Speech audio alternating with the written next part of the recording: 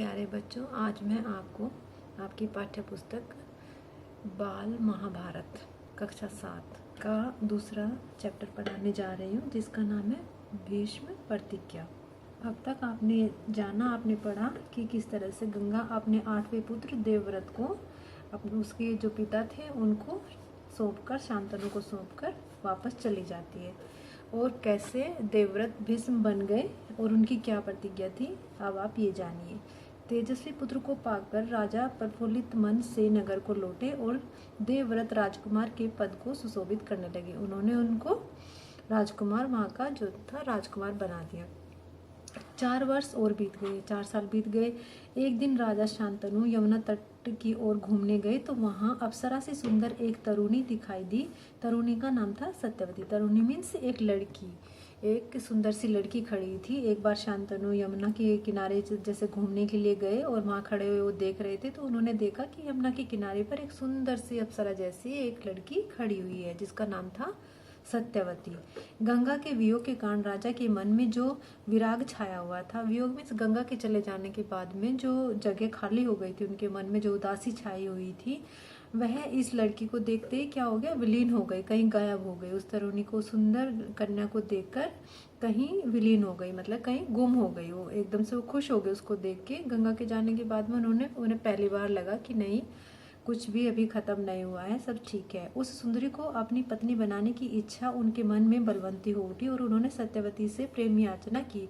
तो उन्होंने सत्यवती को के सामने ये प्रस्ताव रखा कि वो उनसे शादी कर ले। सत्यवती बोली कि मेरे पिता मल्लाहों के सरदार हैं, पहले उनकी अनुमति ले लीजिए, फिर मैं आपकी पत्नी बनने को तैयार हो जाऊंगी। सत्यवती ने उनको बोला कि पहले आप मेरे पिता से इस बात की अनुमति ले लो, तभी मैं आपके साथ शादी कर सकती हूँ। राजा शांतनु ने जब अपनी इच्छा उन पर प्रकट की तो केवट राज ने कहा कि आपको मुझे एक वचन देना पड़ेगा। जो सत्यवती के पिता का नाम क्या था, केवट राज। तो केवट राज ने उनसे एक वचन मांगा।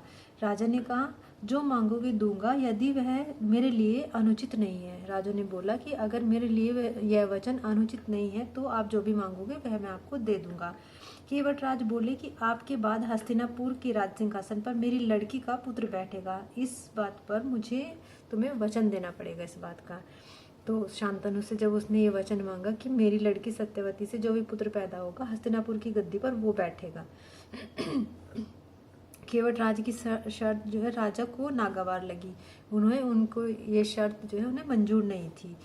गंगा सुत को छोड़कर, वह सुत मीन्स बेटा, गंगा के पुत्र को छोड़कर, गंगा का पुत्र कौन था, देवव्रत, उसको छोड़कर वह हस्तिनापुर की राजगद्दी पर किसी को भी बैठाने के बारे में सोच भी नहीं सकते थे। निराश और मन से वह नगर की ओर लौट आए। किसी से कुछ कह भी नहीं सके। वापस एकदम निराश होकर, जैसे उन्होंने वचन मांगा, बिना उन्होंने कुछ बोले वो वापस नगर की ओर आ गए।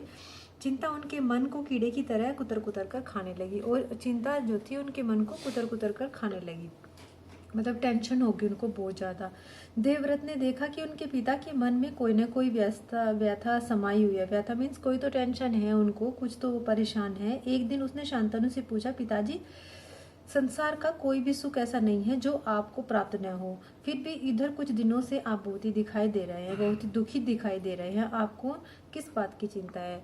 तो देवव्रत ने उनसे पूछा कि संसार का कोई भी ऐसा सुख नहीं है जो आपके पास नहीं है, फिर भी आप मुझे कई दिनों से चिंताग्रस्त दिखाई दे रहे हैं, क्या बात है, आप मुझे बताओ। शांतनु ने गोलमोल बातें की, फिर भी कुशाग्र बुद्धि देवव्रत को समझते देर न लगी।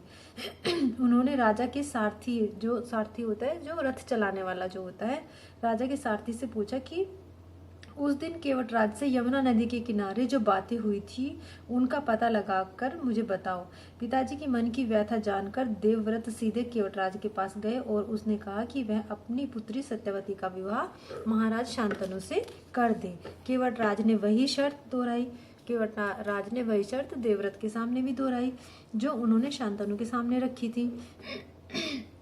देवव्रत ने कहा, यदि तुम्हारी आपत्ति का कारण यही है तो मैं वचन देता हूँ कि मैं राज्य का लोभ नहीं करूंगा, सत्यवती का पुत्र ही मेरे पिता के बाद राजा बनेगा। केवट राज इससे संतुष्ट नहीं हुए, उन्होंने और ज्यादा लंबी सोची। केवट राज, जब भीष्म ने उनको यह वचन दे दिया कि सत्यवती का ही पुत्र उस पर राजगद्दी पर बैठेगा, तब भी उसके मन को शांति नहीं हुई और उन्होंने और भी लंबे समय के बारे में सोचना शुरू कर दिया।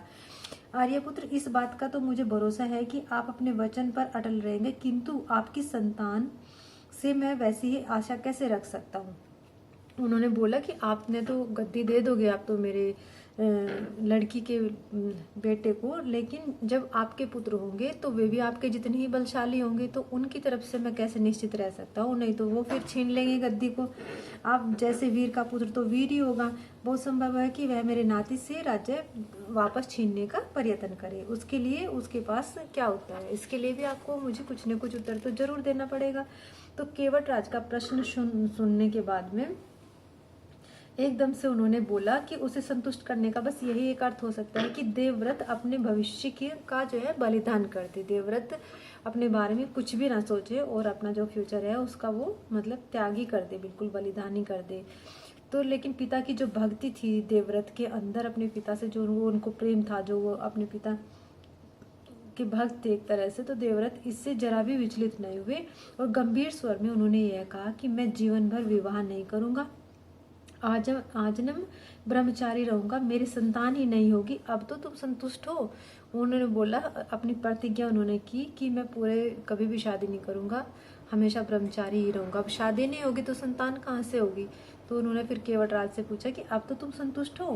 किसी को आशा नहीं थी कि तरुण कुमार ऐसी कठोर प्रतिज्ञा करेंगे। देवव्रत ने भयंकर प्रतिज्ञा की, इसलिए उस दिन से उसका नाम भीष्म पड़ गया। यह प्रतिज्ञा लेने के बाद में ही देवव्रत का नाम भीष्म पड़ा। केवटराज ने सानंद अपनी पुत्री को देवव्रत के साथ में विदा कर दिया। उसी वक्त उन्होंने देवव्रत के साथ में अपनी पुत्री सत्यवती को उसके साथ में भेज दिया। सत्यवती से शांतनु के 2 पुत्र हुए, एक का नाम था चित्रांगद और दूसरे का नाम था विचित्रवीर्य। सत्यवती के 2 पुत्र हुए, गंगा का एक पुत्र था जिसका नाम भीष्म, और सत्यवती के 2 पुत्र हुए जिसका नाम, एक का चित्रांगद और दूसरे का विचित्रवीर्य। शांतनु के देहावसान पर चित्रांगद हस्तिनापुर के सिंहासन पर बैठे। शांतनु के मरने के बाद में चित्रांगद जो है, उनका जो बड़ा बेटा था चित्रांगद, वो सिंहासन पर बैठ गया और उसके युद्ध में मारे जाने पर विचित्रवीर्य तो किसी गंधर्वों के साथ में युद्ध करते वक्त चित्रांगद की मृत्यु हो गई थी। उसके बाद में उनका जो छोटा भाई था विचित्रवीर्य, वह गद्दी पर बैठा। विचित्रवीर्य की 2 रानियां थी, एक का नाम अंबिका और दूसरी का अंबालिका। अंबिका के पुत्र थे धृतराष्ट्र और अंबालिका के पुत्र थे पांडु। धृतराष्ट्र के पुत्र कौरव कहलाए और पांडु के पुत्र पांडव।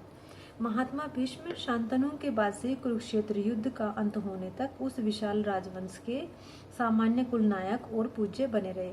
अब शांतनु के बाद कुरुवंश का क्रम जो है इस प्रकार है।